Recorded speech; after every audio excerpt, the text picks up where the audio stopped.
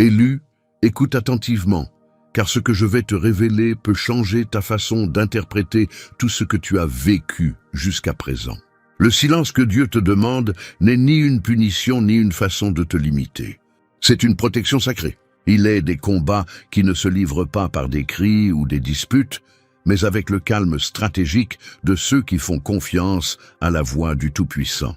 Quand le ciel t'ordonne de garder le silence, ce n'est pas pour t'humilier, c'est pour protéger ce qui est encore en formation, comme une graine sous terre qui ne peut pas encore être exposée à la tempête. Le silence est ce manteau invisible qui recouvre ta destinée à mesure qu'elle mûrit. Voyez Joseph, fils de Jacob, il reçut des rêves grandioses, des visions qui le présentaient comme un dirigeant, choisi pour sauver des nations entières de la famine. Mais il commit une erreur fatale. Il parla avant son temps. Il partagea sa révélation avec ceux qui n'étaient pas prêts à la recevoir, et ses paroles suscitèrent envie, haine et trahison. Ce qui devait être une bénédiction devint le déclencheur d'années de souffrance. Non pas que le plan de Dieu ait échoué, mais parce que Joseph ouvrit la bouche à un moment où le silence aurait été son plus grand bouclier. Comprenez-vous? Le silence n'était pas une absence de puissance. C'était le mur invisible qui aurait protégé son dessein des attaques prématurées. Regardez aussi Moïse, l'homme qui vit le buisson ardent, qui entendit la voix de Dieu l'appeler par son nom. Dans un moment de désespoir, avant d'être utilisé comme libérateur, il tenta de défendre son peuple par ses propres forces et tua un Égyptien. Cet acte le força à fuir dans le désert, retardant de plusieurs décennies la mission que le ciel avait déjà préparée. Si Moïse avait compris que le silence n'était pas un abandon mais une formation, il aurait attendu le moment où Dieu lui-même l'enverrait avec puissance et autorité. Le silence faisait partie intégrante du processus, un champ protecteur où le cœur du libérateur devait être façonné. Et qu'en est-il de David, le jeune berger destiné à devenir roi? Lorsque Saül le poursuivait avec fureur, David eut l'occasion de se venger, de parler et d'agir avec violence, de démontrer qu'il était prêt à régner. Mais il garda le silence et attendit. Au lieu d'élever la voix pour justifier son innocence ou revendiquer le trône qui lui appartenait, il choisit le silence comme arme. Ce silence le protégea du meurtre, l'empêcha de faire progresser ce que Dieu tissait encore. David comprit que le silence n'était pas de la passivité, mais de l'obéissance, et que son heure viendrait lorsque le ciel le proclamerait, et non lorsque ses lèvres l'exigeraient. Élu, vois-tu le schéma? Chaque fois qu'une parole est prononcée avant son heure, une promesse est exposée à des mains qui voudraient la détruire. L'ennemi craint moins ce que tu portes en toi que ce que tu révèles trop tôt. Tes paroles peuvent être la clé qui ouvre des portes, mais aussi l'étincelle qui déclenche des tempêtes. C'est pourquoi le silence n'est pas un abandon. C'est un bouclier invisible qui protège le miracle encore en gestation. Être silencieux ne signifie pas que Dieu t'a oublié. Cela signifie qu'il garde secrète la part la plus sacrée de toi, là où aucune critique, aucune envie, aucune attaque ne peuvent l'atteindre. Peut-être ressentez-vous en ce moment la pression de parler, d'expliquer et de prouver que vous avez raison. Mais cette urgence vient de la chair, non de l'esprit. Dieu sait que si vous gardez le silence, même s'il vous provoque, même s'il vous comprenne mal, même s'il tente de salir votre réputation, il se lèvera lui-même pour vous défendre. Le silence n'est donc pas la voix d'un vaincu. C'est l'armure d'un guerrier qui a appris à laisser Dieu parler pour lui. Souvenez-vous de ceci. Un fœtus dans le ventre maternel n'entend pas la foule, n'a pas besoin d'applaudissements, ne se défend pas par des mots. Il se développe en silence, caché, protégé, jusqu'au moment de la naissance. De même, votre promesse est gardée sous silence, non parce qu'elle est morte, mais parce qu'elle est trop vivante et puissante pour être dévoilée avant son heure. Et voici le mystère que peu de gens comprennent. Lorsque Dieu ordonne le silence, il dit en réalité: « Je veux que tu vives à mon ombre, je veux que tu sois abrité sous mes ailes, je veux que ta destinée mûrisse sans interférence humaine. » Ce n'est pas que ta voix soit insignifiante, c'est qu'à cet instant précis, elle pourrait représenter un risque. Dieu t'aime tellement qu'il préfère que tu te taises et que tu sois incompris plutôt que de parler et de perdre ce qu'il a créé pour toi. Maintenant, réfléchissez. Combien de fois l'ennemi a-t-il tenté de vous provoquer pour que vous parliez à tort et à travers? Combien de fois votre bouche a-t-elle été sur le point de révéler en quelques secondes ce que Dieu préparait depuis des années? Si vous comprenez aujourd'hui que votre silence n'est pas une punition, mais plutôt un mur de feu entourant votre objectif, votre vision du processus ne sera plus jamais la même. Et je vous laisse ici avec une vérité qui vous bouleversera. Chaque minute que vous choisissez de garder le silence, même si cela vous fait mal, même si cela vous brûle intérieurement, c'est comme signer un pacte de protection divine avec votre obéissance. Et ce pacte choisi est ce qui maintient votre avenir en vie. Préparez-vous, car ce silence qui vous paraît pesant aujourd'hui est sur le point de se transformer en le rugissement le plus puissant de Dieu dans votre vie. Le sentez-vous? Ce n'est pas la fin, c'est le prélude à quelque chose de bien plus grand, élu. Il existe un mystère que la logique humaine ne comprendra jamais, mais que l'esprit reconnaît immédiatement. Chaque fois que tu choisis de garder le silence, le ciel entier se met à parler en ta faveur. Tes lèvres closes ne sont pas un signe de défaite. Elles sont la trompette invisible qui active l'armée des anges. Ce qui apparaît comme de la passivité aux yeux de ceux qui t'entourent est en réalité une déclaration de guerre dans le monde spirituel. Et tandis que tu choisis de ne pas répondre, de ne pas te défendre, de ne pas succomber à la provocation, Dieu prend la place de ta voix et commence à prononcer des paroles que tu ne pourrais jamais articuler avec une telle puissance. Pensez au moment où Israël était coincé devant la mer Rouge. Le peuple criait, murmurait et accusait Moïse de l'avoir conduit à la mort. Humainement, il avait des raisons de se justifier, de crier aussi, d'expliquer qu'il avait obéi aux ordres divins. Mais que fit-il?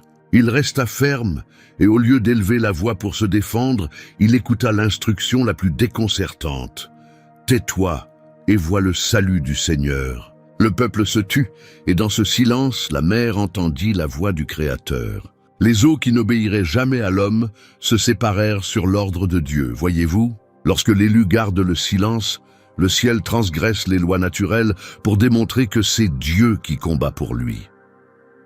Regardons maintenant Jésus, le Fils de Dieu, dans le procès le plus injuste de l'histoire. Pilate le confronte avec arrogance. « Ne sais-tu pas que j'ai le pouvoir de te crucifier ou de te libérer ?» Et le Maître, qui aurait pu prononcer une seule parole et désarmer des armées entières, est resté silencieux.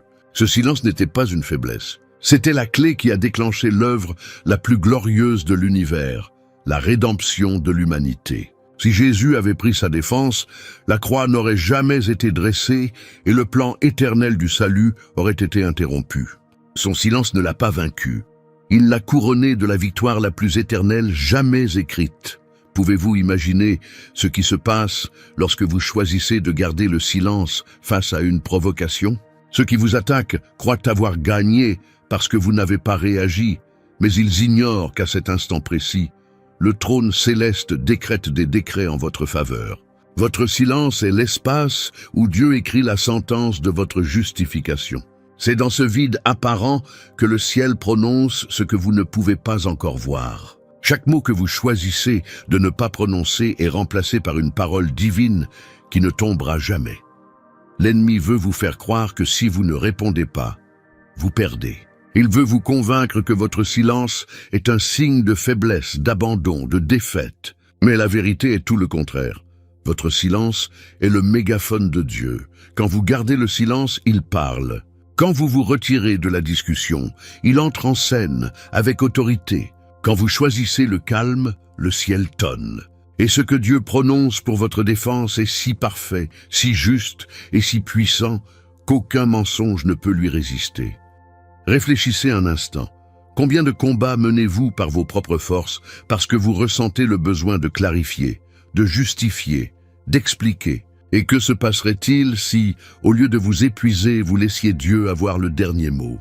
Si vous pouviez voir ce qui se passe dans le monde spirituel lorsque vous choisissez de garder le silence, vous n'hésiteriez jamais à obéir. Les anges se déploient, les pièges se dénouent, les accusateurs sont déjoués. C'est un spectacle invisible pour l'humanité, mais terriblement réel pour ceux qui ont une vision spirituelle. Élu, ton silence n'est pas indifférence, c'est confiance. C'est dire par des actes, « Seigneur, j'ai plus confiance en ta voix qu'en la mienne. Je préfère que tu prennes ma défense, car je sais que ta parole non seulement répond, mais transforme aussi les réalités. » Et voici la question qui détermine le destin. Peux-tu faire suffisamment confiance à Dieu pour le laisser combattre pour toi sans que tu ouvres la bouche? C'est là l'épreuve des véritables élus. Renoncer à réagir et se reposer dans la certitude que, lorsqu'ils se taisent, le ciel crie avec une force irrésistible. Et maintenant, à cet instant précis, tandis que vous entendez ces mots, quelque chose bouge en vous. C'est la voix de Dieu qui vous dit « Laissez-moi parler pour vous. Laissez-moi être votre défense. Votre silence n'est pas vide. C'est le lieu où je me manifeste avec puissance. » Le sentez-vous? Quelque chose de sacré s'active lorsque vous choisissez de garder le silence. Et ce qui suivra ce silence ne sera pas petit. Il sera si grand que ceux qui attendent aujourd'hui votre chute verront comment Dieu répond à votre place. Préparez-vous, car votre prochain silence pourrait être le déclencheur du miracle le plus foudroyant de votre vie, élu. Il y a une chose que tu dois comprendre de toute urgence. Le champ de bataille, le plus dangereux auquel tu seras confronté, ne se trouve pas là-bas, parmi des armées visibles ou des ennemis armés, mais ici même, dans ta bouche. Oui, dans chaque mot que tu prononces ou que tu choisis de taire, une guerre spirituelle aux proportions éternelles se livre. L'ennemi n'a pas toujours besoin de lever l'épée ou d'envoyer des armées pour t'arrêter. Il cherche simplement à te pousser à réagir par des paroles intempestives. Une seule phrase mal prononcée peut devenir la clé qui ferme des portes qui étaient sur le point de s'ouvrir. Une seule réaction impulsive peut retarder de plusieurs années une bénédiction qui t'attendait déjà. Tu vois, le véritable champ de bataille n'est pas extérieur, il est verbal. Les Écritures le disent avec force. La vie et la mort sont au pouvoir de la langue. L'adversaire le sait mieux que beaucoup de croyants. Il n'a pas besoin de vous détruire par la violence physique. Il vous incite simplement à utiliser votre propre voix contre votre destin. Pensez au nombre de fois où une dispute familiale a dégénéré parce que vous avez réagi avec colère. Souvenez-vous de cette fois où vous avez défendu votre point de vue avec tant de force que vous avez blessé involontairement un être cher. Remarquez cette fois où vous avez publié des paroles hâtives et ressenti le poids d'en avoir révélé plus que nécessaire. Dans tous ces cas, ce n'est pas un manque de foi qui vous a privé de paix, mais un excès de parole qui vous a privé de votre fondement spirituel. L'ennemi est rusé. Il étudie vos réactions, comme un stratège militaire étudie sa cible. Il sait quelle blessure vous fait encore mal, quel souvenir vous fait perdre le contrôle, quelle personne n'a besoin que de quelques mots pour déchaîner votre colère. Et lorsqu'il vous amène à réagir selon la chair et non selon l'esprit, son plan s'accomplit. Il n'a eu besoin ni de chaînes ni de prison pour vous retenir. Il a utilisé votre bouche comme le piège le plus efficace. Car si vous parlez pour vous défendre, vous oubliez que la véritable défense vient de Dieu.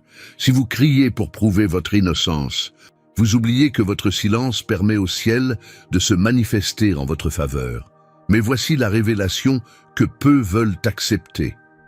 De nombreux miracles sont perdus, non pas faute de prière, mais faute de silence. Ce n'est pas que Dieu n'ait pas voulu bénir, c'est que la bénédiction a été avortée par des paroles impulsives. Combien de fois une promesse céleste s'est-elle glissée dans une conversation où elle n'aurait pas dû être partagée? Combien de projets divins sont morts à la table des critiques parce qu'ils ont été évoqués avant l'heure? L'ennemi sait que le miracle le plus fragile est celui qui est encore en gestation. Et c'est pourquoi il cherche à vous provoquer à parler. Car une parole imprudente peut être comme un couteau transperçant le ventre de ce que Dieu formait secrètement. C'est pourquoi le silence n'est pas de la passivité. C'est un terrain d'entraînement où l'élu fait preuve d'obéissance. Lorsque vous décidez de vous taire, alors que tout en vous réclame une réponse, vous dites à Dieu « J'ai confiance que ta voix vaut mieux que la mienne. J'ai confiance que ta défense sera plus efficace que ma réaction. » Et cet acte d'obéissance invisible est enregistré au ciel comme un témoignage de votre maturité spirituelle. Chaque mot que vous choisissez de ne pas prononcer est comme une épée arrachée à l'ennemi. Chaque provocation à laquelle vous résistez devient un mur qui renforce votre destinée. Souviens-toi de ceci. À toi l'élu, les guerres les plus acharnées ne se gagnent pas par des discours, mais par la discipline.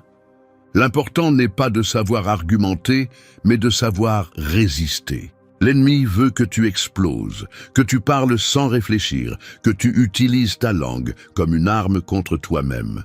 Mais Dieu veut t'entraîner à l'art du silence, car celui qui maîtrise sa bouche est capable de maîtriser son destin. La parole ne dit-elle pas que celui qui veille sur sa bouche veille sur son âme ?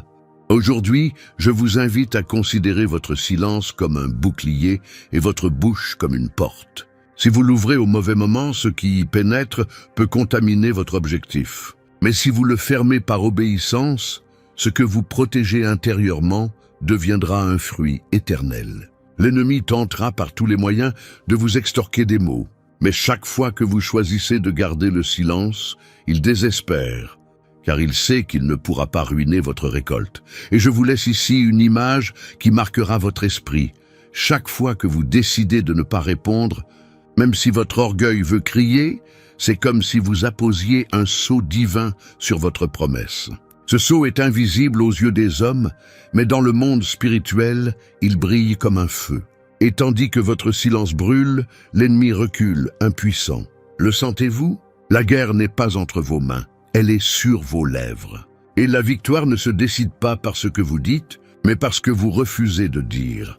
Le point culminant est arrivé, ce qui semble être une simple décision de garder le silence est, en réalité, la bataille qui déterminera si vous entrerez ou non dans votre prochaine saison.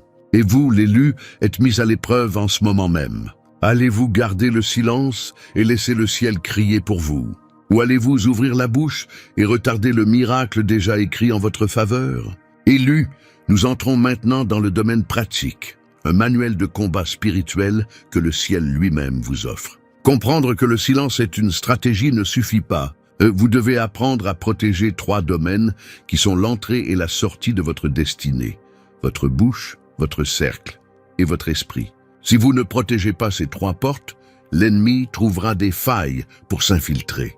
Mais si vous apprenez à les protéger avec discipline, vous marcherez en armure au milieu de n'importe quelle tempête. Écoutez attentivement, car chacune de ces clés peut changer le cours de votre vie. Premièrement, surveille ta bouche. Chaque mot que tu dis est une semence. Une parole semée dans la douleur peut récolter l'amertume. Une parole prononcée sous le coup de la colère peut ouvrir des blessures qui mettent des années à cicatriser. C'est pourquoi l'esprit te dit « Ne réponds pas à la provocation ». Garde le silence quand on te pousse à discuter. Ne donne pas d'explication à ceux qui ont déjà décidé de ne pas te croire. Ta bouche est un coffre au trésor, et ce que tu y gardes peut être de l'or ou du poison. Ferme la porte, protège ce qui sort de tes lèvres. Car un cœur plein de promesses peut tout perdre à cause d'un commentaire inconsidéré. Ne parle pas pour plaire, ne parle pas pour démontrer, ne parle pas pour te défendre. Parle seulement lorsque l'esprit met des mots en toi. Le silence, dans ce cas, n'est pas vide. C'est un verrou divin qui protège ton avenir. Deuxièmement, protégez votre entourage. Tout le monde ne mérite pas d'accéder à votre intimité. Tout le monde ne devrait pas entendre vos rêves ou vos projets. Certains entrent dans votre vie, non pas pour vous soutenir, mais pour vous observer. Ils observent vos actions, prennent note de vos paroles, puis utilisent ces informations comme des flèches contre vous. C'est difficile à accepter, mais nombre de vos plus grands obstacles sont venus de personnes que vous laissiez vous-même trop proches. C'est pourquoi Jésus avait des multitudes, mais ne faisait confiance qu'à 12. Et même parmi ces 12, certains ne comprenaient pas son dessein. Si le Fils de Dieu a choisi son entourage avec soin, comment pourriez-vous faire autrement? Apprenez à fermer les portes de votre cœur. Choisissez judicieusement à qui vous confiez vos confidences. Ce que vous partagez peut nourrir votre miracle ou empoisonner votre esprit. Ne confondez pas solitude et abandon. S'isoler pendant un certain temps peut être une protection divine et non un rejet humain. Protégez votre entourage, car dans la multitude des voies, les instructions divines peuvent se perdre. Troisièmement, surveillez votre esprit. Le plus grand bruit ne vient pas toujours de l'extérieur, mais de l'intérieur. Ces pensées qui s'enchaînent sans fin, ces doutes qui vous assaillent au milieu de la nuit, ces voix intérieures qui vous poussent à réagir alors que Dieu vous a déjà demandé de rester calme. Le champ de bataille le plus féroce n'est pas celui des mots que les autres vous lancent, mais celui des pensées que votre esprit produit lorsque vous lui accordez trop d'espace. C'est pourquoi vous devez l'entraîner par la prière et la parole. L'esprit de l'élu ne peut se nourrir de bêtises. Il doit se nourrir de promesses éternelles. Chaque verset que vous prononcez à voix haute éteint un mensonge qui tentait d'allumer un feu en vous. Chaque prière murmurée dans votre chambre est comme un mur invisible qui étouffe le bruit des accusations et des peurs. Surveillez votre esprit, car si votre intérieur est en paix, aucun chaos extérieur ne pourra vous ébranler. Élu, sois attentif. Ta bouche, ton entourage et ton esprit sont des tranchées spirituelles. Si tu les négliges, l'ennemi les utilisera comme porte d'accès. Mais si tu les protèges, ils deviennent des forteresses indestructibles. Ce n'est pas un simple conseil. C'est l'architecture céleste qui protège ta destinée. Ne sous-estime pas la puissance de ces 3 étapes. Elles sont simples, mais leur impact est éternel. Chaque jour où tu maîtrises ta bouche, rétrécis ton entourage et purifie ton esprit par la parole, est un jour où ton objectif progresse sans interruption. Et voici le point culminant de ce blocage. Lorsque vous apprendrez à garder ces 3 clés, vous remarquerez que les attaques perdront de leur puissance. Vous ne réagirez plus comme avant.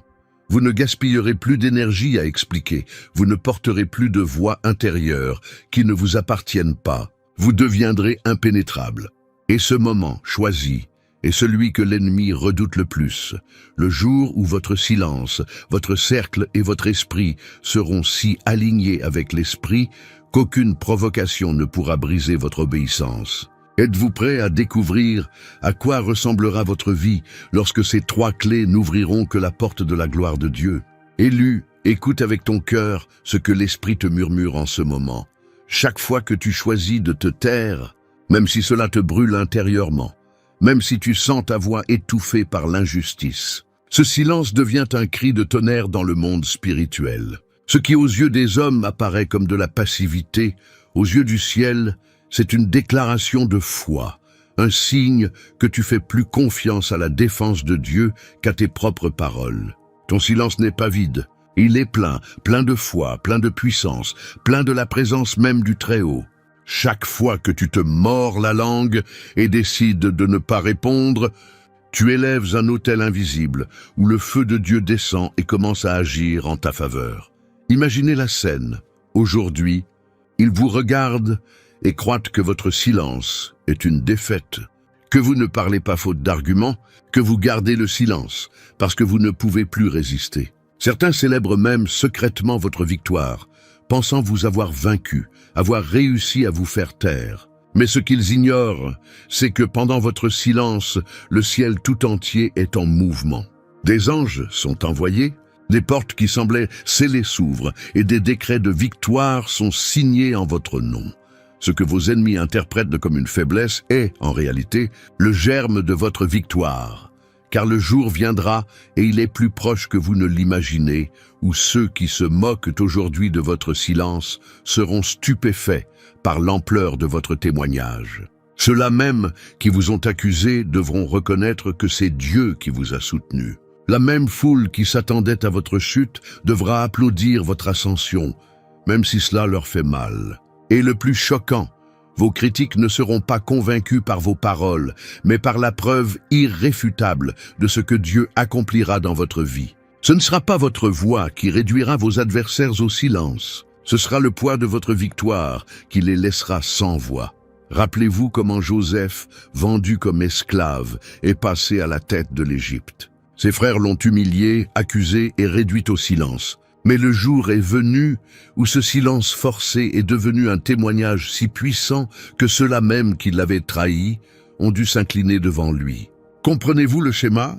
Ce qui semble être une injustice aujourd'hui deviendra une tribune demain. Ce que vous taisez aujourd'hui avec larmes sera révélé demain avec gloire. Et lorsque vous ouvrirez la bouche, ce ne sera pas pour vous défendre, Mais pour témoigner de la fidélité de Dieu, pensez aussi à Jésus. Il est resté silencieux devant Pilate, a subi de fausses accusations, des moqueries et des coups sans réagir. Mais le troisième jour, ce silence est devenu le témoignage le plus retentissant de l'histoire, le tombeau vide. Le silence du Christ n'était pas une défaite. Il préparait la résurrection qui a changé le monde à jamais. S'il a transformé son silence en victoire éternelle, comment ne pourrait-il pas transformer le vôtre en un témoignage qui marquera des générations? Élu, ce que tu gardes le silence aujourd'hui par obéissance sera écrit demain comme un chapitre de victoire. Chaque provocation ignorée, chaque réponse que tu as choisi de ne pas donner, chaque larme que tu as avalée en secret sont inscrites dans le livre du ciel. Et quand viendra le temps de ta justification, le témoignage sera si grand que tu n'auras pas besoin de parler. Ta vie même sera le message. Ta victoire sera la voix qui résonnera plus fort que n'importe quelle accusation. Et voici le point culminant de ce blocage. Votre silence d'aujourd'hui sème le tonnerre de demain.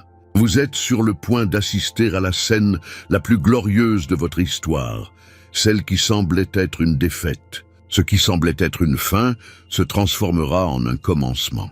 Et tous ceux qui ont sous-estimé votre silence seront perplexes, car ils verront que ce silence était en réalité le langage secret de Dieu, préparant un témoignage impossible à ignorer.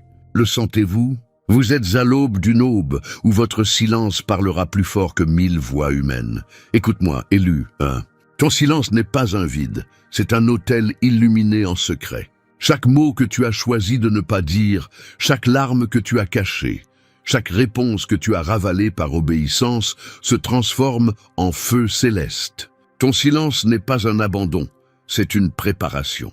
C'est la preuve que tu as appris à faire davantage confiance à la voix de Dieu qu'à tes émotions. Et maintenant, le ciel t'annonce. Quand tu te tais, Dieu parle. Et quand Dieu parle, aucun mensonge ne tient, aucun ennemi ne résiste, aucun mur ne tient. Aujourd'hui, vous recevez la révélation qui déterminera votre destinée. Votre silence est le langage des élus, le secret des vainqueurs, le signe que votre esprit est déjà aligné avec le trône éternel. Ne craignez pas d'être incompris, ne craignez pas d'être jugé, ne craignez pas d'être mis à l'écart. Car ce même silence, qui aujourd'hui semble une épreuve, sera demain la trompette de votre victoire. Votre vie entière deviendra la voix de Dieu, et chacun saura que c'est lui qui a combattu pour vous. Déclarez-le dès maintenant avec foi. Écrivez dans les commentaires « Mon silence est ma victoire ». Faites-le comme une alliance publique, comme un acte prophétique qui brise les chaînes et ouvre les cieux en votre faveur. Restez ferme, gardez le silence. Préparez-vous, car votre victoire sera si grande, si glorieuse, si surnaturelle, que votre témoignage parlera plus fort que 1000 voix humaines. Et quand ce jour viendra, et il viendra, personne ne pourra nier que le ciel a parlé à travers vous. Le temps de ta rédemption est proche. Le monde le verra, le monde tremblera. Et toi, tu brilleras.